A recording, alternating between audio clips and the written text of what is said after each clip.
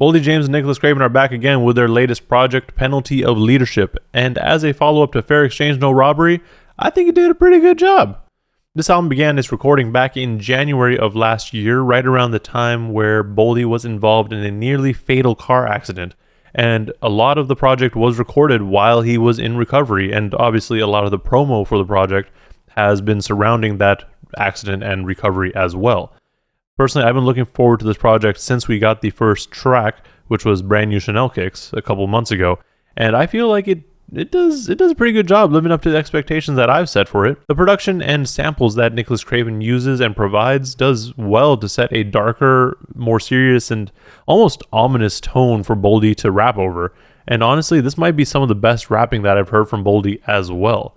Throughout the 36-minute runtime, Boldy coldly delivers bar after bar of braggadocious yet somber raps in his signature slow flow. And honestly, a lot of the reason that it could be some of his best rapping, in my opinion, is because he had to be a little bit more methodical when he was writing these raps or, recording them, because he was in recovery. I mean, I don't know how much pain he was in during it, especially on the track Speedy Recovery, where it almost sounds like he's straining his voice to get these raps out.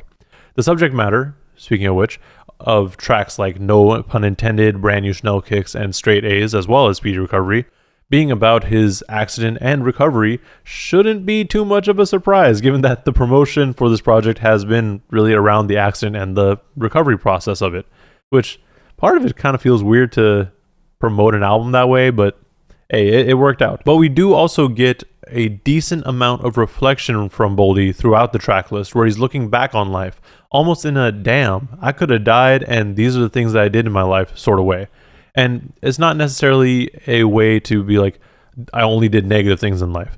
He's kind of reflecting and being like, damn, like this is what I've done, and now I'm in a place where I can provide for my kids, I can provide for my family.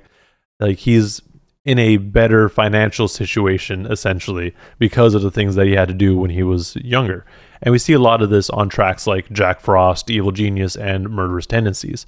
And, of course, with all that, we do also get the more traditional Boldy raps sprinkled throughout. I also do feel like we're introduced to new ad-libs from Boldy, especially the krah, which is really reminiscent of Ice Spice's ad-libs, which I'm assuming is no coincidence. I think he did that entirely intentionally.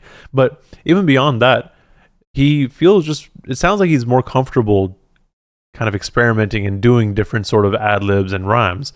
So it may be part of his recovery process is that he really sat down to focus on this project and really, got everything together. I mean, that might be part of it.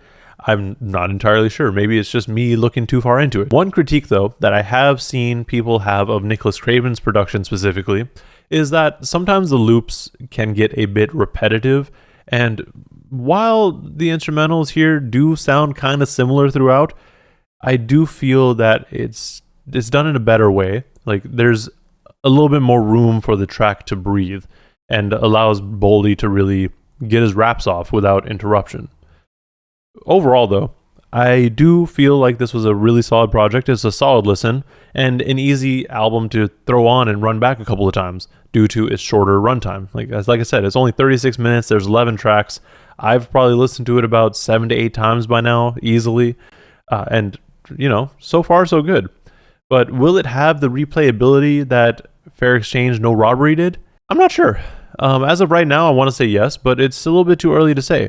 The only reason I'm saying yes is because I feel like the production is easier to get into than Fair Exchange No Robbery, where on that project, it kind of hits you in the face with a lot of the samples, which, again, not a bad thing, but, sometimes it may be a bit too much. Like, you can't really easily drive around to it. I mean, I'd try to, but, it still feels weird. But who knows? We'll just have to run it back a couple more times and throughout the year to really find out where it stands. As of right now, 3 of my favorite tracks are Evil Genius, Murderous Tendencies, and Early Worms Get Birds. With all that said, let me know in the comments below what you thought of this project if you have listened to it, as well as what some of your favorite tracks are. Also, if you haven't listened to this album already, check it out. It's 36 minutes, 11 tracks. I don't think you're going to miss out on too much if you listen to one album. But yeah, while you're down there, also like and subscribe if you want to see more content like this. Thank you for watching, and please stay safe out there.